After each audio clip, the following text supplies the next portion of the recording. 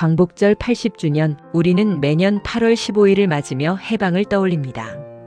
그러나 이날은 단순한 기념일이 아니라 왜곡된 역사와 맞서 싸워야 하는 날이기도 합니다.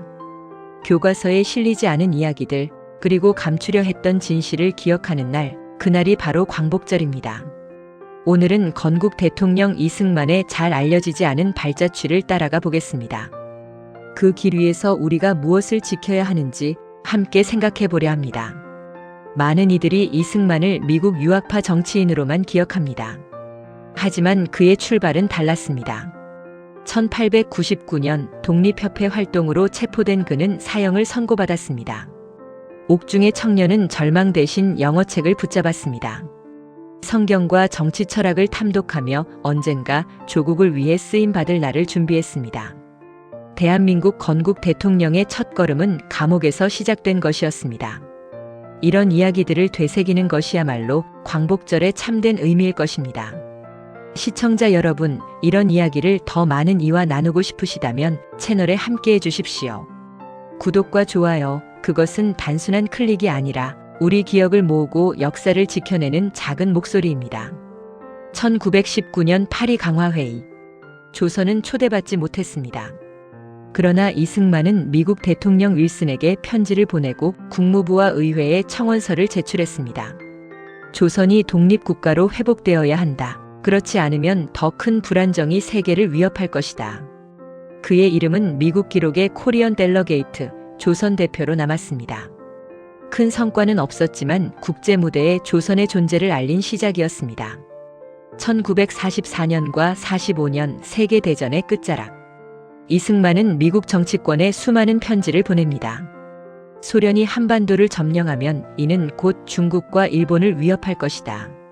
당시 미국은 한국을 작은 나라로 여겼지만 그의 경고는 냉전이 시작되면서 현실이 됩니다. 한반도는 버려진 땅이 아니었습니다. 그 중심에 이승만의 외교가 있었습니다.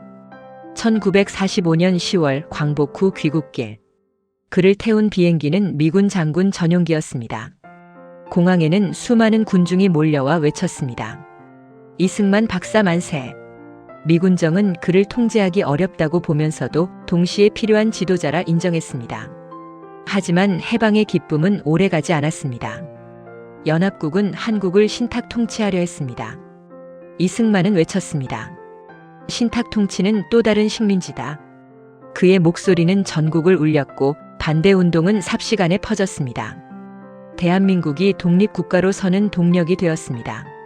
1948년 소련은 북한에 공산 정권을 세웠습니다. 많은 지도자들은 여전히 통일 임시정부를 말하며 시간을 끌었습니다. 그러나 이승만은 직시했습니다. 지체하면 한반도 전체가 공산화된다. 그는 단독정부 수립을 밀어붙였고 1948년 8월 15일 대한민국 정부가 세워졌습니다. 그 결단이 없었다면 오늘의 자유대한민국은 존재하지 않았을 것입니다.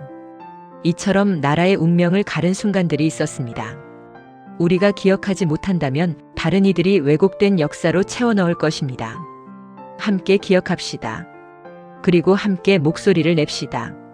구독과 좋아요는 단순한 손짓이 아니라 이런 진실을 이어가는 증언이 될 수 있습니다. 많은 이들이 이승만을 친일파라 부르지만 사실 그는 누구보다 강력한 반일주의자였습니다. 일본이 가장 두려워했던 것은 그가 대마도 반환을 요구할 것이라는 사실이었습니다. 그는 실제로 국제 무대에서 이를 주장했습니다. 그러나 김일성이 일으킨 전쟁으로 이 문제는 사라졌고 일본은 전쟁 물자로 부흥의 길을 걸었습니다. 일본을 살려준 이는 김일성이었고 대한민국을 세우려 한 이는 이승만이었습니다. 흔히들 이승만을 미국이 세운 지도자라 말합니다. 그러나 현실은 반대였습니다. 미군정은 오히려 그를 꺼려했습니다. 너무 독립적이고 말을 듣지 않는 인물이었기 때문입니다.